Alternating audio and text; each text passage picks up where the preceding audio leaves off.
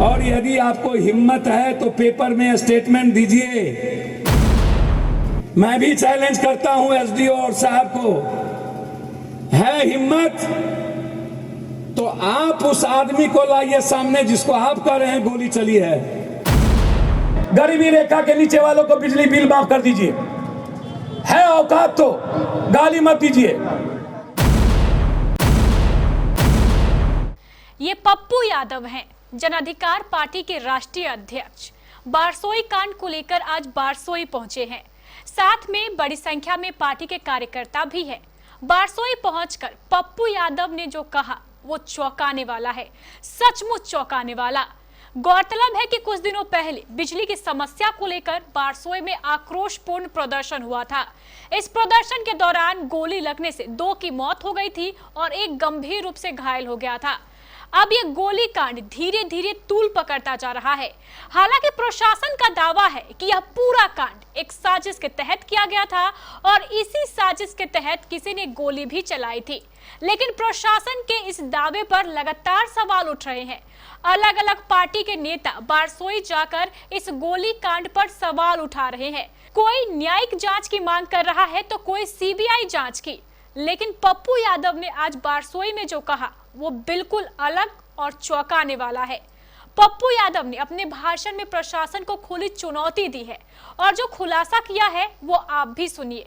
आप यह चुनौती और ये खुलासा स्वयं पप्पू यादव के मुंह से ही सुनिए। पप्पू यादव का खुलासा सुनाए इससे पहले हम आपको इस कार्यक्रम के बारे में पूरी जानकारी दे देते हैं। हमारे बारसोई संवाददाता जयराम के अनुसार यह कार्यक्रम जन अधिकार पार्टी विधानसभा प्रत्याशी तनवीर शमसी के नेतृत्व में आयोजित किया गया था और इसमें बड़ी संख्या में जन अधिकार पार्टी के कार्यकर्ता भी मौजूद थे। अब आइए सुनते हैं पप्पू यादव की चुनौती और ये बड़ा खुलासा। बहुत प्यार करता हूं शकील जी से, जो कांग्रेस दल के नेता है। बहुत सम्मान करते हैं महबूब जी का। जनता ने आपको 3 बार भगवान की तरह आपको बिना पैसा लिए आपको एमएलए बनाया। 4 बार, एको बार आपको पैसा नहीं लिया। महबूब भाई, यदि शकील भाई आप दोनों माले के और कांग्रेस के नेता हैं, यदि आप बारसोई की जनता के साथ न्याय नहीं कर सके और डीएसपी जो एसडीओ साहब, ना पता लोग कहते हैं कि बहुत संपत्ति बना लिए, जमीन खरीद लिए हैं बारसोई में, घर खरीद लिए हैं, सबकी जांच हम करवाएंगे लड़के।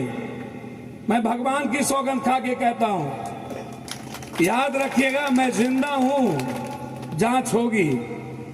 यदि आप इतने कमजोर हैं दोनों हमारे नेता, मैं नहीं जानता था। और यदि हमारी ही बात हमारी सरकार ना सुन रही हो तो आप दोनों आदमी को नेता पद से रिजाइन करते हुए विधानसभा से रिजाइन कर देना चाहिए कि जब मेरा जनता दर्द में है तो मैं आपके साथ नहीं रहूंगा। क्यों हिम्मत नहीं हो रही? आप रिजाइन करके जाइए जनता के बीच, देखिए जनता आपको भगवान की तरह उठाता है कि नहीं। मुरमुर भी सुरमुर भी, बड़ों के बाप कनियों के बाप, दोनों के बाप कैसे चले? हमारे घर का बच्चा का लाश होता था, 3 घंटा से आप कहां थे? गोली क्यों चलानी पड़ी? और यदि आपको हिम्मत है तो पेपर में स्टेटमेंट दीजिए कि आपका बॉडीगार्ड जो था गोली चलाने के पहले, उस दिन के पहले, वह बॉडीगार्ड शाम के बाद क्यों हटा दिए? यदि है हिम्मत तो उस बॉडीगार्ड का भी आप सीसीटीवी फुटेज में लाइए और दूसरा बॉडीगार्ड जो आया उसको भी आप सामने लाइए। कमान कटा है और वह गोली किसी के बंदूक से नहीं, वो एसडीओ के बॉडीगार्ड के रिवॉल्वर से वो गोली चली।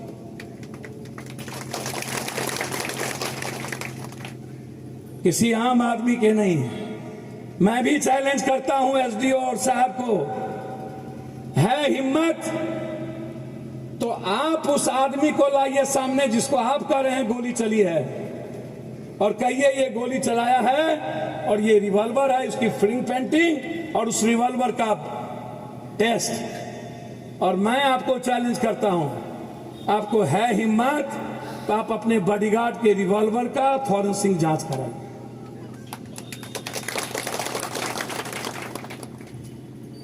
है हिम्मत तो कराइए। आतंक का माहौल पुलिस के द्वारा बनाया गया बारसोई में। लगा कोई आतंकवादी आ गया, लगा कोई बॉर्डर पर हम पहुंच गए। जिस तरीके का हालात और परिस्थितियां पैदा की गई, लगा फिर गोली चल जाएगी। पूरे बारसोई में डर का माहौल पैदा कर दिया गया। कल तक हमको मैदान नहीं दी गई। क्या यह अधिकार भी लोकतंत्र में समाप्त कर दिया गया एसडीओ के द्वारा? चुनी हुई जनता के प्रतिनिधि को क्या बोलने की आजादी नहीं है? हम पूरी जांच चाहते हैं, डीएम साहब से जांच चाहते हैं। जिस एसडीओ ने अपने कर्तव्य को नहीं निभाया, हम उस जांच को भी निकालेंगे जो वहां पर सस्पेंड हुए थे। जिस घटना में, जिस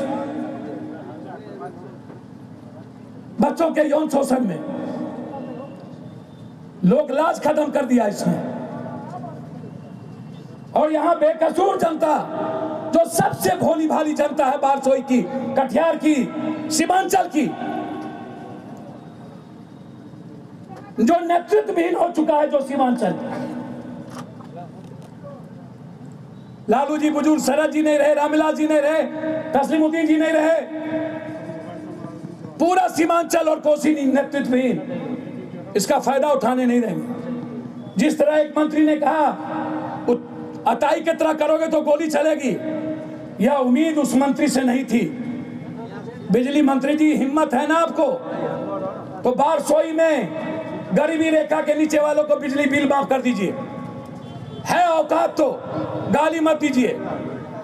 6000 का यूनिट कर दीजिए, 1000 रुपया सालाना या 2000 सालाना, ताकि आपके एग्जीक्यूटिव इंजीनियर और इंजीनियर गुंडाई ना करे, स्मार्ट मीटर आतंक ना पैदा करे, डबल बिल कोई ना ले, 24,000 का बिल ना ले। स्मार्ट मीटर, ये जो मीटर है वो 8,000 में बिकता है।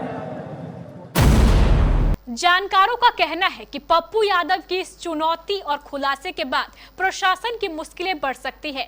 अब देखना है आगे आगे होता है क्या।